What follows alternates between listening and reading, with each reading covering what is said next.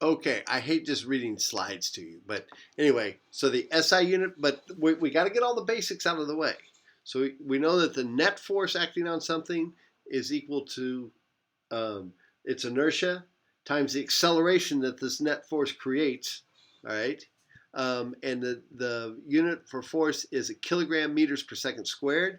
This combination of units is called the Newton, after Sir Isaac himself, all right? And units of mass and acceleration. Now, chemists, notice CGS system is the grams, all right? Um, and there's the dyne stuff. And we don't use that in physics. We use the Newton and meters per second squared, okay, in the kilogram, all right?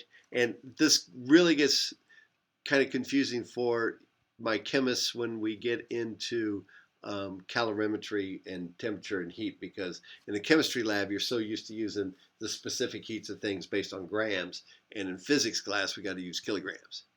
All right, so here we go.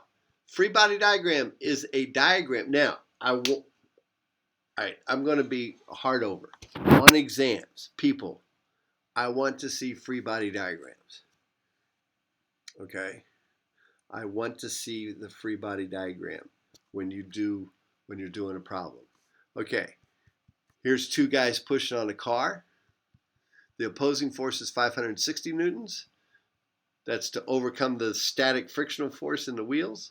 To get it, well, actually, it's to create the torque so the wheel will turn. The static frictional force is actually what propels the wheel forward, which we'll get to in rotational dynamics later on. But so look at their combined forces here. Looks like their combined forces there,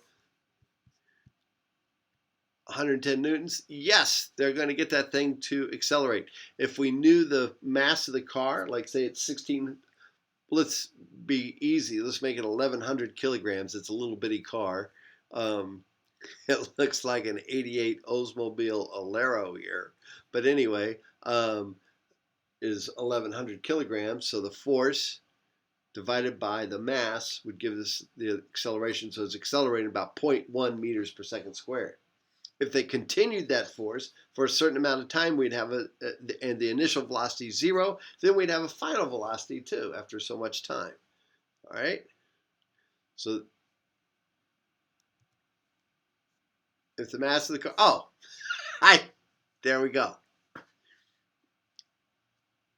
There we go. I said it's 1,100, so I got 0.1, but they did the exact same thing. All right. The direction of the force and acceleration vectors can be taken into account by using x and y components. We're two-dimensional here, all right? We're not one-dimensional. We're not Taylor Swift. Sorry. Okay, the vector nature.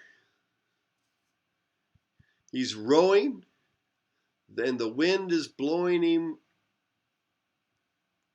in the y direction.